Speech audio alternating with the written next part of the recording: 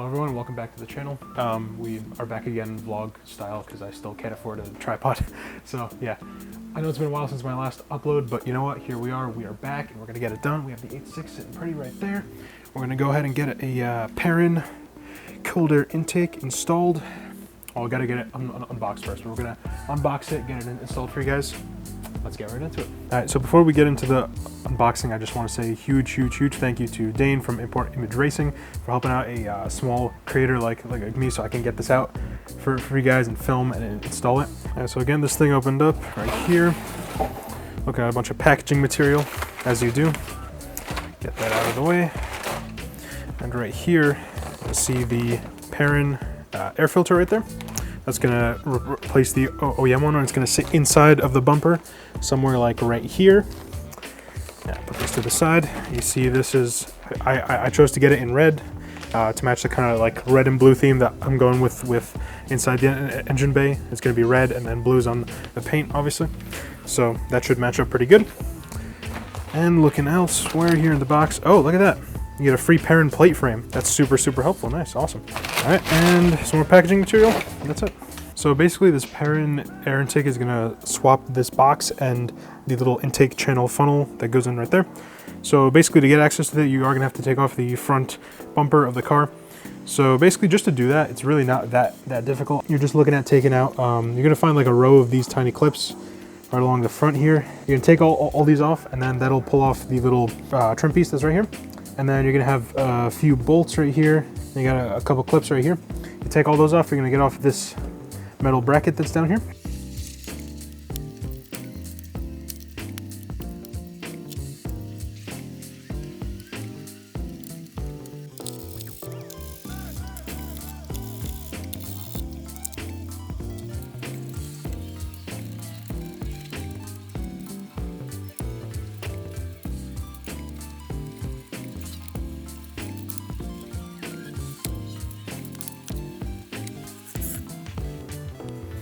All right, so quick update, guys.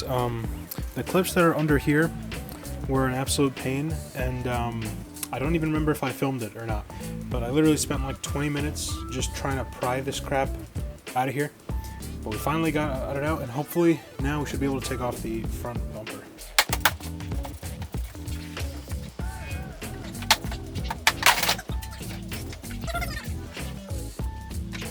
Okay, so we got the front bumper off. As you saw, it came off a little faster than I thought it would, so I wasn't quite ready to catch it. Might have been a little bit of damage to this headlight right here. Nope, it wiped right away. We're perfectly fine. So yeah, with this front bumper off now, you can get a good idea of what we're actually going to swap. So this is the OEM air intake tube that goes in right here to the air box, then it goes into the engine. This is the Grimsby post-maf hose. If you want to see the install video for that, I'm going to have it linked up in the top right corner, right over here. Yeah, so pretty much we're just gonna start looking for bolts right here. So I see one right there, one right here. Looks like we're also gonna replace this box, so one right there. It looks like there's also one down here. Gotta get that one too. That looks like all the screws to my knowledge. I'm gonna start disassembling this.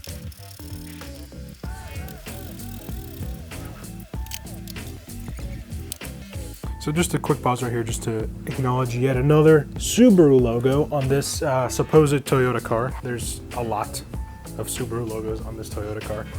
I just saw this one now, so thought I'd point it out to you guys in case you're making a list of them at home. This is yet another one.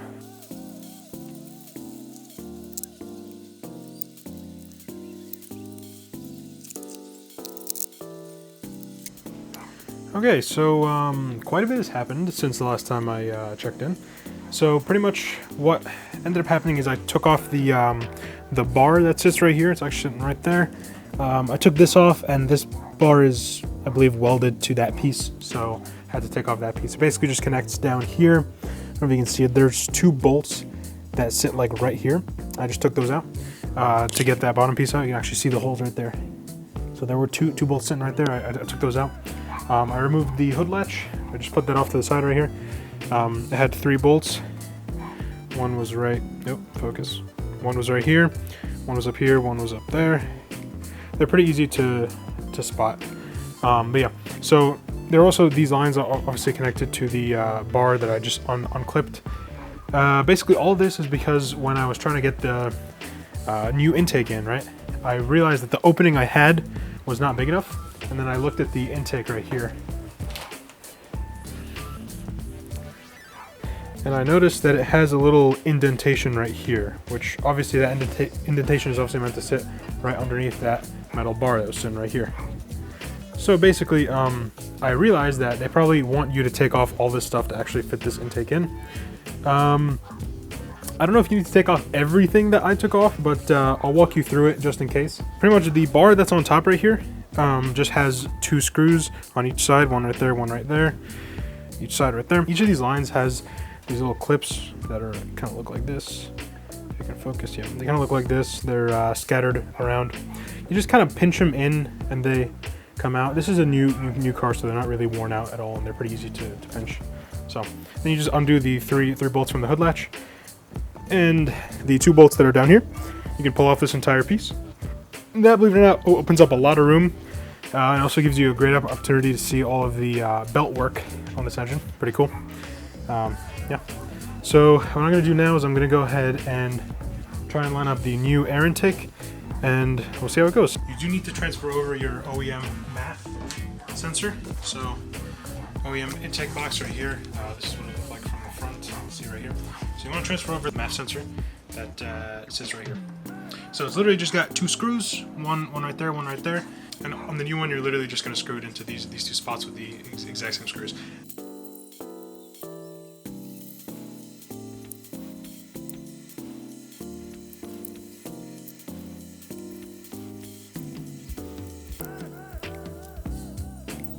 Alright, so I don't know how much of this I actually filmed, but we have the intake on. I kid you not, this literally took every bit of energy that I had to actually get it in. So I think where I left you guys off was I had this piece taken off. So I looked at their instruction guide, right? What they want you to do is for the air diverter piece that sits back here, they basically give you the extension type of pieces right here. So they want you to take, so you have 4 clips that would normally be down there. They want you to take the 2 outer ones and reuse them in here, and they want you to put it in upside down. Not sure why, but they specifically say have it put in upside down. So yeah, what this does is basically just pushes this plastic piece further back so that the pipe has a little more clearance, which is interesting because the pipe still hits right here, and they say it's normal for it to hit. I'm not sure what's up with that, but I mean, that's pretty much it. Obviously I moved over the MAF. They also give you 2 new MAF screws to use right here as well. Connected that up. It works pretty well with the Grimspeed one that I already had on. This red doesn't match this red. Do you guys think I should keep this how it is, or should I get the black version for the Grimspeed hose? Let me know. Okay, so what I'm gonna do is I'm literally gonna put the mic right next to the intake right here. So literally put it down right here, and I'm gonna do a quick startup, and then I'm gonna do some revs, and we'll see how it sounds.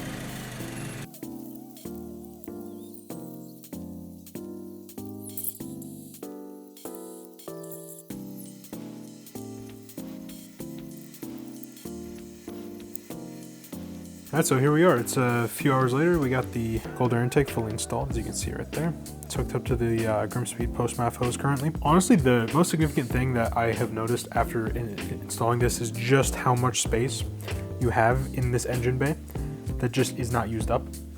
I mean, this is a good, maybe 6 inches of space just between the actual engine and the, fans on the radiator here, right? So low key, this has me thinking, right? A supercharger? I mean, 2JZ swap? I don't know. Anyway, I took the car out for a quick drive after I installed it just to make sure everything was operating correctly.